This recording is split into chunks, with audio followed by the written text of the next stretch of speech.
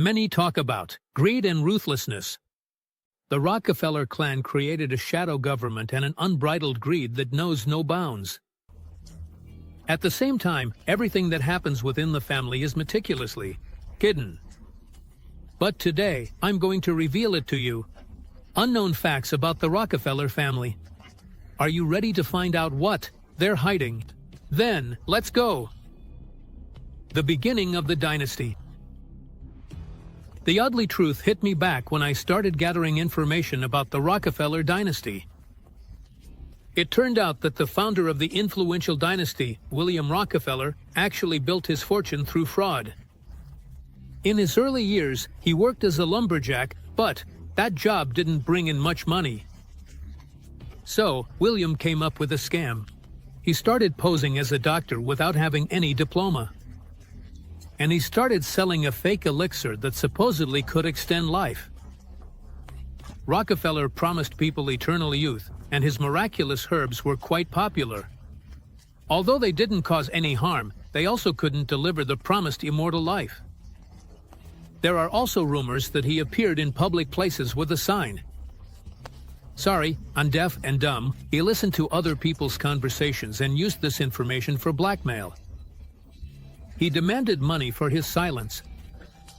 Rockefeller married Eliza Davidson, who brought $500 as a dowry to the marriage. Eliza gave birth to 6 children during her marriage to William. Among them, the most fortunate was John Davidson Rockefeller, who became the first dollar billionaire. Soon, William's mistress Nancy appeared in their home, and he had 2 more children with her. But that didn't stop Rockefeller. One day, a scandal broke out after he forced the maid and Weppenberg into a sexual encounter, and he did it using a gun. They said it even went to court. Meanwhile, the father of the future tycoon continued to look for ways to make money, for example by lending small amounts of money to farmers at interest. I think that the father of the future billionaire, he had quite a bit of adventurous spirit and business savvy, which later passed on to his son. The childhood of John Rockefeller. John Davidson Rockefeller was born on July 8, 1839, in the small town of Richford. Unlike her father, her mother was deeply religious, practical, and knew how to save money, which she tried to instill in her children. John was the second child in the family and from childhood showed an aptitude for trade, adopting his father's skills. At the age of 7, he began earning money by helping on a neighbor's farm by harvesting potatoes and raising turkeys. For his first job, the boy received a salary and also began to keep a financial book, recording income and expenses. Even at a young age, he demonstrated remarkable ingenuity, managing to buy candies in bulk and sell them to his sisters at a higher price. The future billionaire was a quiet and thoughtful child. He adopted his father's commercial streak, but otherwise his life principles were very different. John didn't repeat his father's mistakes. In adulthood, he did not drink, did not smoke, and avoided coffee. He never went to casinos, theaters, or dances. He was known for his restraint, never making hasty decisions and always carefully considering his actions. School activities did not attract John, although teachers noted his outstanding abilities for memorization and logical thinking. Already at school, he began to engage in usury, lending money to classmates and earning interest.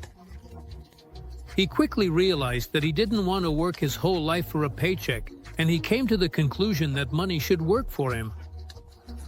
After finishing school, John enrolled in a business college, where he studied accounting and the basics of commerce. However, he soon realized that it was enough to take a 3-month accounting course to master this knowledge.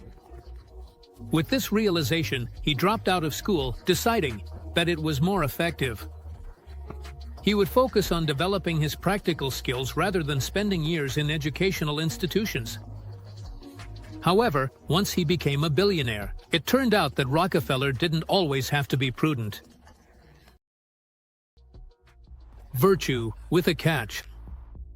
In September 1913, over 1,000 miners in Colorado went on strike against the Colorado Fuel and Iron Corporation, which was owned by the Rockefeller family and linked to Standard Oil.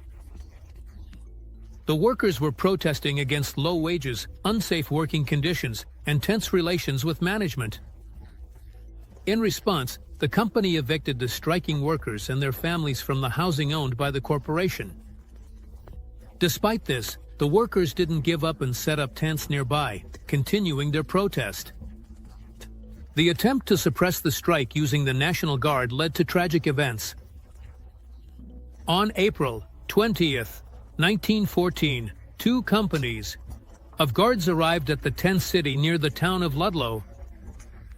After the murder of one of the strike leaders who was trying to negotiate a truce, the guards began shooting at the families trying to leave the scene.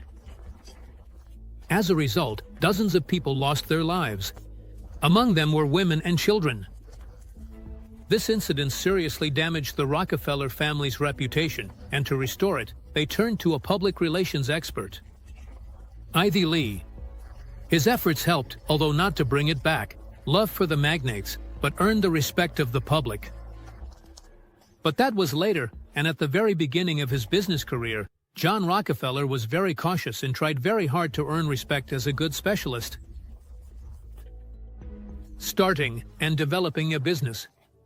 In his life, John Rockefeller only worked a regular job once. His first job was in the accounting department of Hewitt & Tuttle, where he started with a measly $17 a month. A few months later, his salary was raised to $25, and a year later, John had already been appointed as the manager of the firm.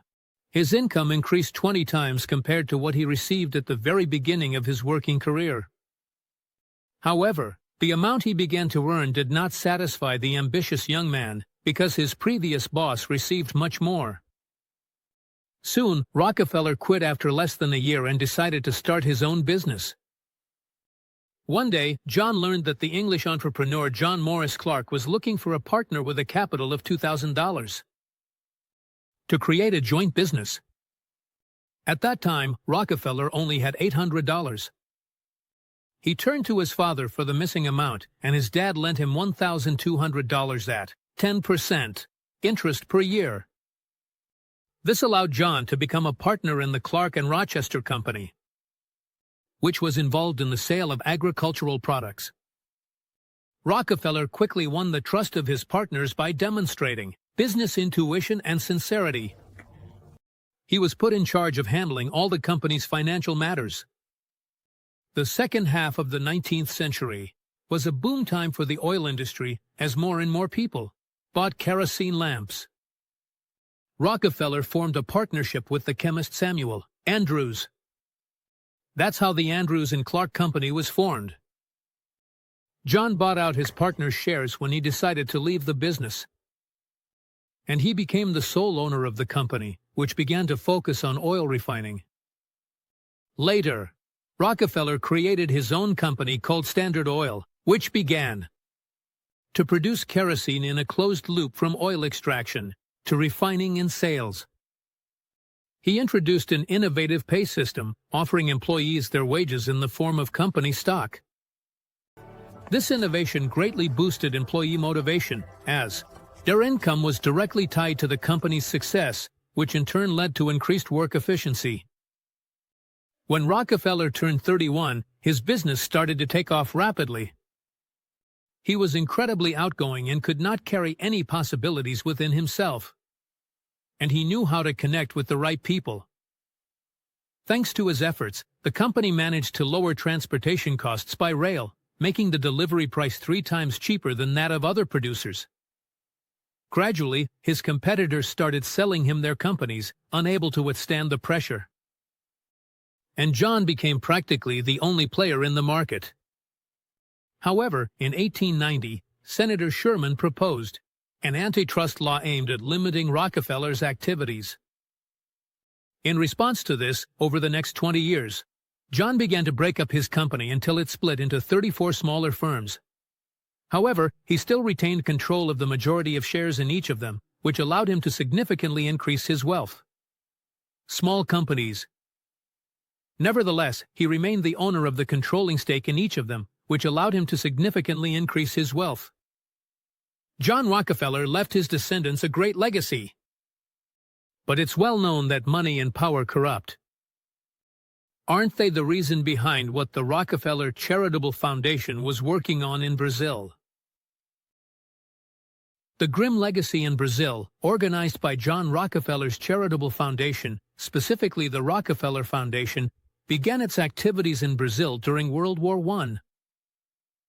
During this same period, the Brazilian elite became interested in the public health movement, which largely relied on the principles of eugenics, meaning the artificial selection of people based on exceptional traits.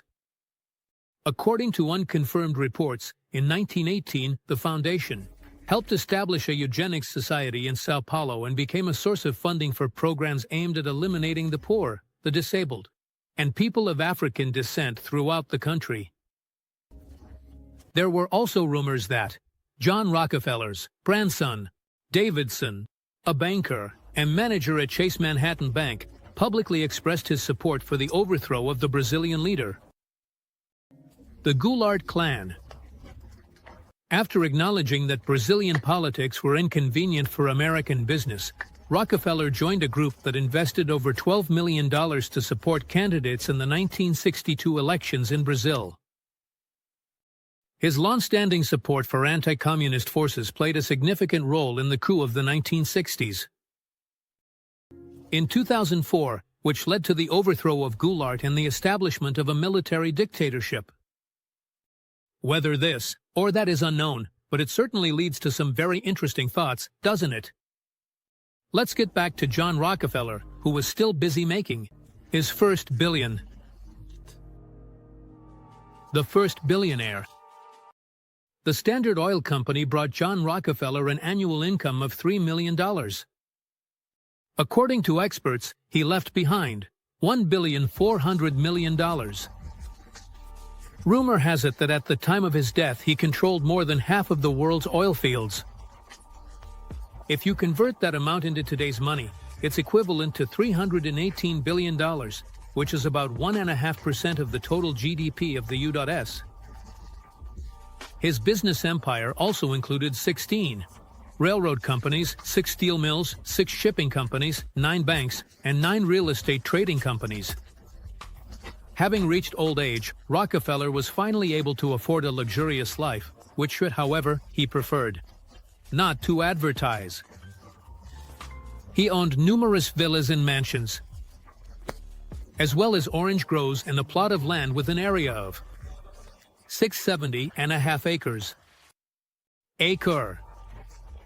John has always been interested in golf, so he built his own golf course on one of his properties.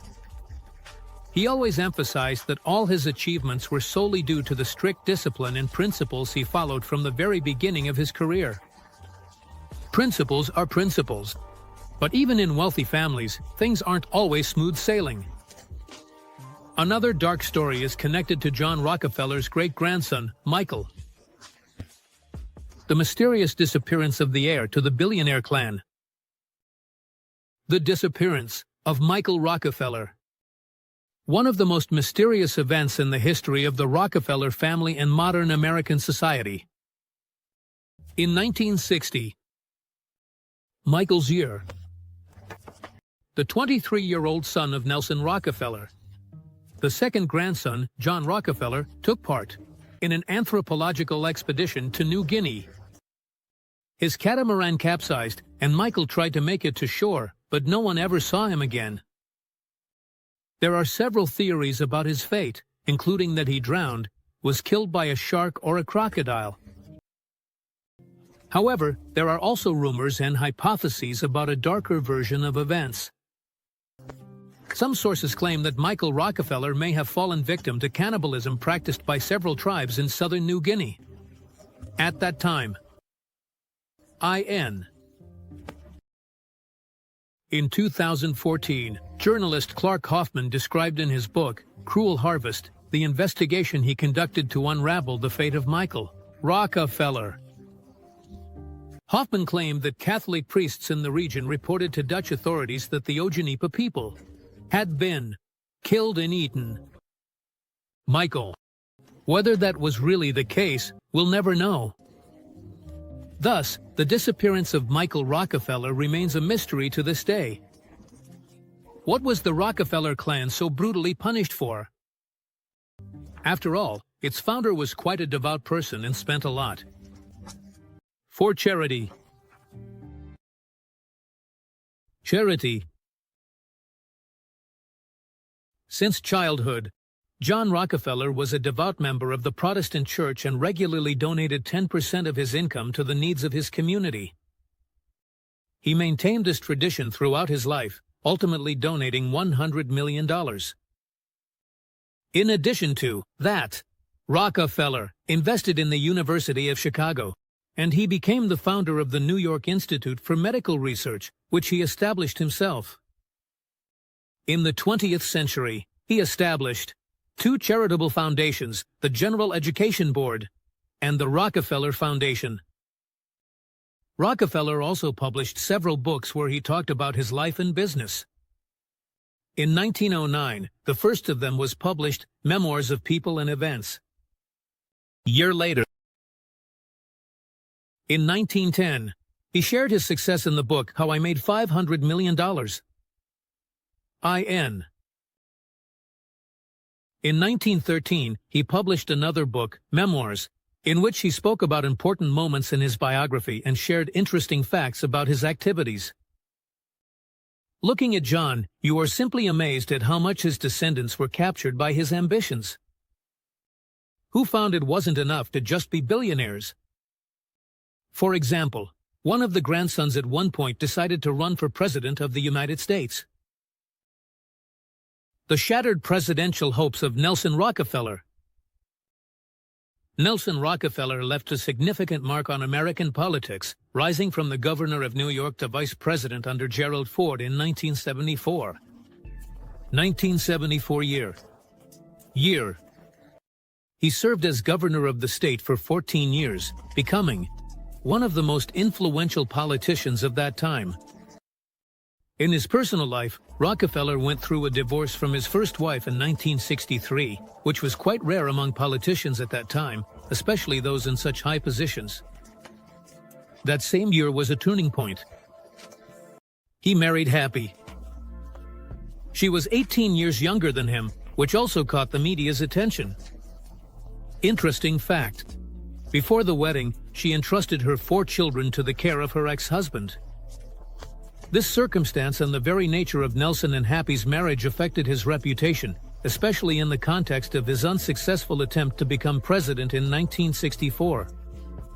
Chapter 960-04. Year.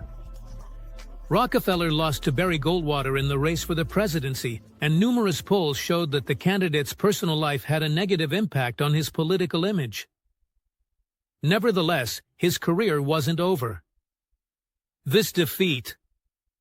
In 1974, after several years of political activity, Rockefeller became the vice president of the United States under Gerald Ford. This appointment was his closest step to the presidency, but despite the high position, his personal life still remained a topic of discussion. Unlike his grandson, John Rockefeller was devoted to his wife his whole life. Marriage and family. John Rockefeller's chosen one was Laura Celestia Spellman, a teacher and the daughter of wealthy parents. At the time of their wedding, John was 25 years old. He was drawn to her religiousness, modesty, and their similar views on family life and financial well-being. Both spouses practiced strict frugality and led a modest lifestyle, not seeking luxury. Rockefeller was truly happy in his marriage. He always claimed that it was thanks to his wife. He achieved such great success in business. Laura became not only his beloved companion but also a loyal partner, inspiring him to achieve new heights. From this marriage, 4 daughters and a single son, John Rockefeller Jr., were born, who continued the family business. Even though they owned an oil refinery in Cleveland, the family continued to live modestly, renting a place and getting by without help. After his wife's death, John never married again, although he enjoyed spending time in female company. Now, in his mature years, he could afford expensive suits and always wore straw hats, which became his signature style. He was often pictured wearing that hat in photographs. In raising his children, John introduced an original method. Each child was required to keep his own ledger, where all income and expenses were recorded. He encouraged children for their work and could reward them for giving up any pleasure. For example, if a child went the whole day without candy, they could earn a cash reward. Rockefeller's son even became more successful than his father, multiplying the family's income many times over. John had 5 grandchildren, but the greatest success and recognition came to 3 of them: Nelson, David, Winthrop. These grandchildren played important roles in the political and economic life of the United States for many years. Up until the beginning of the 21st century, John Rockefeller spent his whole life striving for 2 goals that he never quite achieved. He dreamed of living to be 100 years old and earning $100,000. Death caught up with him at 97 years old, and at the time of his passing, his fortune was an incredible $192 billion. Rockefeller passed away on May 23, 1937, when he had a heart attack. 19. In 1937, when he had a heart attack. While studying the biography of John Rockefeller, I thought this guy was just a saintly billionaire. You probably have the same impression. How could it be any other way?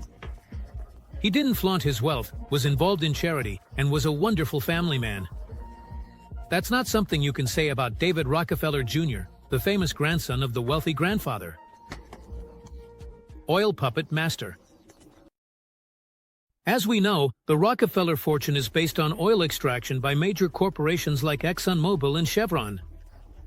According to unconfirmed information, political advisor to David Rockefeller, Henry Kissinger, has been involved in most of the family's significant projects since 1954.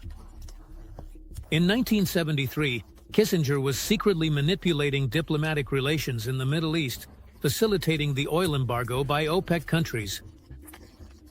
There were rumors that it was about oil. The 1973 to 1974 crisis was orchestrated by a secret organization created by David Rockefeller in the 1950s, known as the Bilderberg Group. In May 1973, David Rockefeller and the heads of major American and British oil companies met in Salzgibaden, Sweden, at the annual Bilderberg Conference to plan an oil crisis.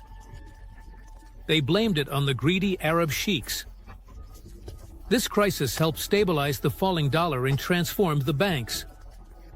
From Wall Street, including Chase Manhattan Bank, controlled by Rockefeller. In the leading financial institutions of the world, William Engdahl's Centuries of War contains confidential minutes of this meeting, which outline plans to raise prices long before it began. Arab-Israeli War, IN. In the 1970s, Kissinger formulated David Rockefeller's basic strategy as follows. Whoever controls the oil controls the state. Whoever controls the food controls the people. Whoever controls the finances controls the whole world. The Bilderberg Club, or a world government. The story of the Bilderberg Club and its alleged influence on world politics is shrouded in a multitude of rumors, theories, and myths. IN. 1954. In 1954, the Rockefeller brothers, Nelson and David, really played a significant role in the founding of this closed community that brings together the most influential figures from the worlds of business, politics, and media. It's been over half a century now. The first meeting was held in the Netherlands and discussed issues related to the political and economic integration of Europe under U.S. control, which gave rise to the theory of a desire to create some kind of world government. Club meetings were always held in strict secrecy, and members were required to adhere to unspoken rules: no recordings, no leaks of information. The club's members include prominent political leaders as well as representatives of influential media organizations such as the New York Times and the Financial Times. This has indeed fueled suspicions that the Bilderbergers might not merely be an elite social group, but, in fact, a kind of shadow government that influences global decisions. Conspiracy theories surrounding the Bilderberg Group claim that its members control areas such as politics, economics, education, and even demography, and that their goal is to create a single, all-powerful global authority where birth rates, wars, and even national identity will be regulated. These ideas were spread through books and investigations that were written in the 19th century. It claims that the club makes decisions that influence the elections of presidents, prime ministers, and other significant global events. The Rockefeller family has left an indelible mark on the history of the U.S. and the world through their industrial and political achievements. Their history, filled with both great achievements and dark sides, is one of the most complex and layered in the American business political tradition. And now, friends, I want to make you an interesting offer. You have a unique opportunity to become part of our team. If you have video editing skills, you can voice videos in Russian, English, and other languages, or write interesting scripts. We will be glad to work with you. Message our Telegram bot. The link is in the description. That's all for today. See you soon.